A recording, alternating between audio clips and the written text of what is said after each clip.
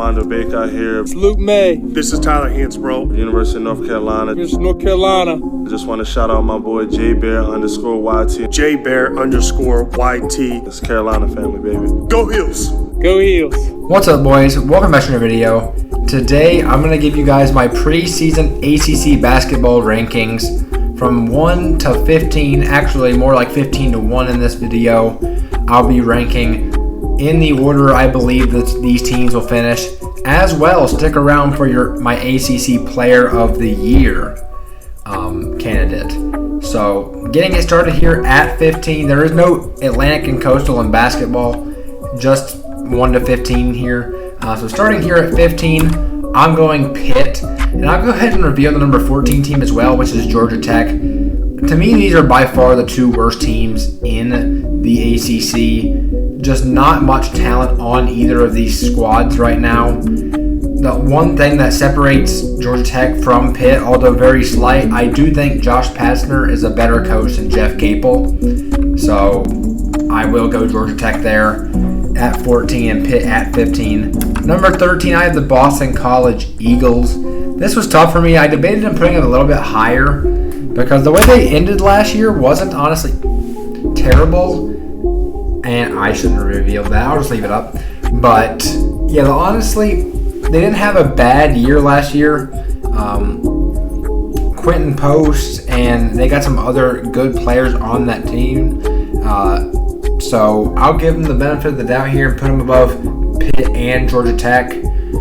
But, yeah, those are the bottom three for me. Number 12, I have NC State, the Wolfpack. Kevin Keats, job security is not looking very good right now.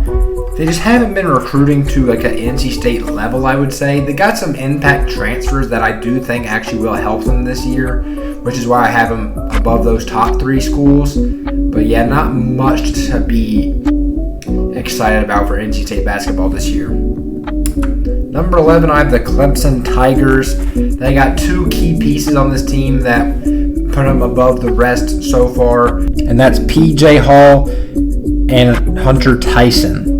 At number 10 here, I have the Louisville Cardinals. It's been a down couple of years for Louisville. New coaching staff, all kinds of stuff is changing for the Cardinals this year. But I think they'll be a solid team, actually, not an NCAA tournament team or anything like that. But their roster is definitely better than the teams that I've listed before them. They're having some recruiting battles right now. I don't think they're going to win with DJ Wagner, but they got some good players. L. Ellis on this year's team is a returner, is a really good player. Sidney Curry as well. And Jalen Withers. So guys like that are going to help the team be better than the rest of these below average basketball teams. But anyways, I do think that overall, by the way, I think the ACC is a better team. But I think we go up a tier here when we get to number 9. I think 13 through 15 are in a tier. Maybe 14 and 15 by themselves, and then 13 and 12 in a tier, honestly. And then 10 and 11 in a tier. And then 9 is where there's like a significant, but a pretty big tier increase here. And that's where Syracuse is going to come in. Jim Boeheim, he's not recruiting the way that is going to get you national championships and stuff like that, but he's a good coach, and he knows how to manufacture wins in college basketball. They got the zone that works for them quite a bit. If they have shooters on the team, they got a chance in pretty much every game they play. But, the talent just isn't quite there to be in the upper half of this list for me. And it was close between number 9 and the number 8 team here, which I'm going to go ahead and reveal as Wake Forest. But, yeah, those two are very close together, Wake Forest and Syracuse, in my opinion. But I did have Wake Forest just edging them out. I like Steve Forbes as the coach there. Wait, is it Scott Forbes or Steve Forbes? I feel like I'm losing my mind. I'm pretty sure it's Steve Forbes. Anyways, I think this team is okay. They got some good Scott Forbes. Oh, what am I saying? Scott Forbes is the UNC baseball coach. What am I saying? So yes, Steve Forbes is the coach for Wake Forest. But yes, I think the team's okay. They got some impact transfers. Again, the talent's not there, but I trust Steve Forbes to at least get this team in the middle grouping of the ACC this year. But again, the talent isn't quite what you would hope for. I think from here, 1 through 7 are the teams that I do expect to be in the NCAA tournament. Number 7, starting out with Notre Dame, the Fighting Irish. Nate Laszewski still able to return, has eligibility somehow. That's pretty insane at this point. But they got some shooters on that team, man. Mike Bray's a pretty good coach, and any day of the week that Notre Dame is shooting the ball really well, they got a chance to win. So I have them here at number 7 on the list. Number 6, Leonard Hamilton and the Florida State Seminoles. Long, lanky, and defensive-based team with a good amount of talent as well. They're going to try and win, keeping low-scoring games and just force the other team to make mistakes and play into their athleticism and length. And Leonard Hamilton is a really, really good coach who I trust, so I have them here at 6. Number 5, I have Duke. Now, this is going to come to a shock to a lot of people probably, but we cannot just assume that John Shire coming in for Coach K as the replacement, the heir apparent, is going to be near what Coach K was. And this team is extraordinarily young, man. I mean, if you just think back to the 2020 Duke team that missed the NCAA tournament, this team, I do think, is more talented, but not by a great amount. And when you factor in the coaching staff change as well, I mean, goodness, bro. Still fifth in the ACC is not bad. I think they're going to make the NCAA tournament, obviously. But I don't think this team should be up in that 2 spot where a lot of people are locking them in the ACC basketball rankings. I just can't get on that page when you have such a young team. Your only experienced guy is Jeremy Roach, man, and he's a good player, but is he going to carry this team to anything really? I mean, it's hard to put any trust in this new Duke squad. Now, obviously, if John Shire comes out and proves to be a really good coach, they'll finish higher than this, and that's fine. But in year 1, we can't assume that, so I am going to put Duke here at 5. And the 4 teams I have above them are legitimately really good basketball teams, so there shouldn't be much complaint about that, even though I know there will be. Number 4, I'm going Virginia Tech. This is a good basketball team we saw last year.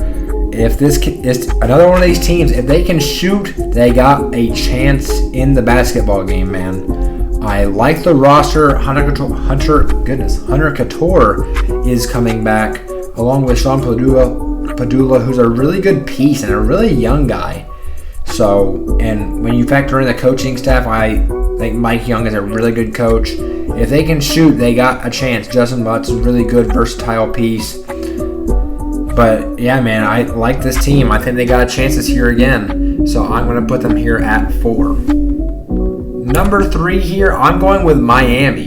Bring in Nigel Pack as one of the top transfers last year for the Miami Hurricanes. Bring back Isaiah Wong.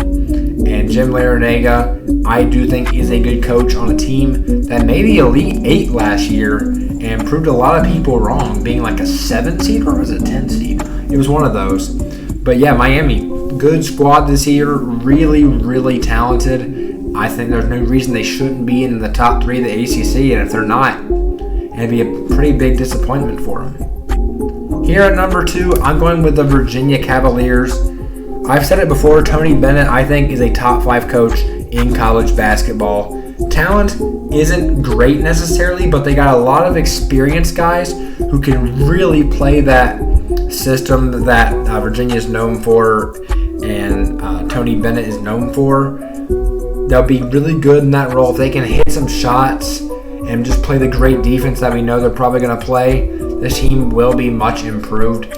I almost put them at 3rd behind Miami, but I just trust Tony Bennett as a coach so much that I had to have him here. And number 1, It's UNC, my favorite team. The boys are stacked this year, man. They are absolutely stacked. RJ Davis at the point guard is back. Caleb Love is back. Leaky Black, one of the top 5 defenders in college basketball, can guard 1 through 4, is back. You bring in a ginormous transfer to play the power forward position in Pete Nance, who was a top 5 transfer in all of last year's transfer class. You bring him in. He could be in the NBA right now, legitimately. He was a beast in the Big Ten. And he can play center behind Armando as well if he needs to. Speaking of Armando, a preseason ACC Player of the Year according to the media.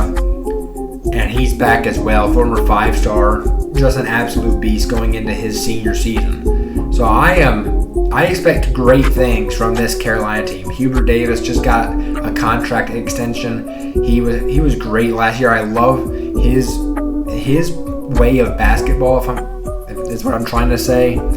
So, man, I have high expectations. And then you get into the bench, man.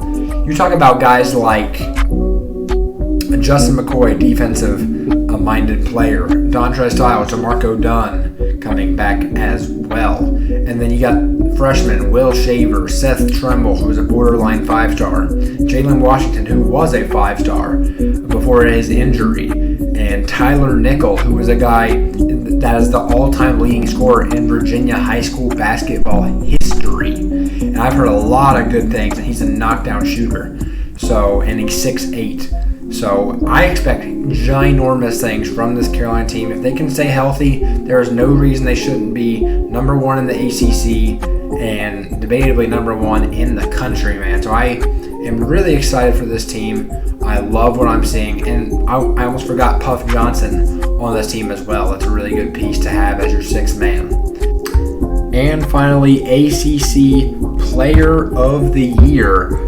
I have it being Armando Bacot. And now this was a tough one for me because I think Armando Bacot is going to be a better player than he was last year. But will the stats still be there with him probably not playing as many minutes with the depth that this team has? So that was tough for me to decide on. A guy like Isaiah Wong as well was in contention. But I mean, when I thought about it more, I thought, okay, Armando Bacot, there's a high likelihood that he's going to get a double-double in nearly every single game he plays.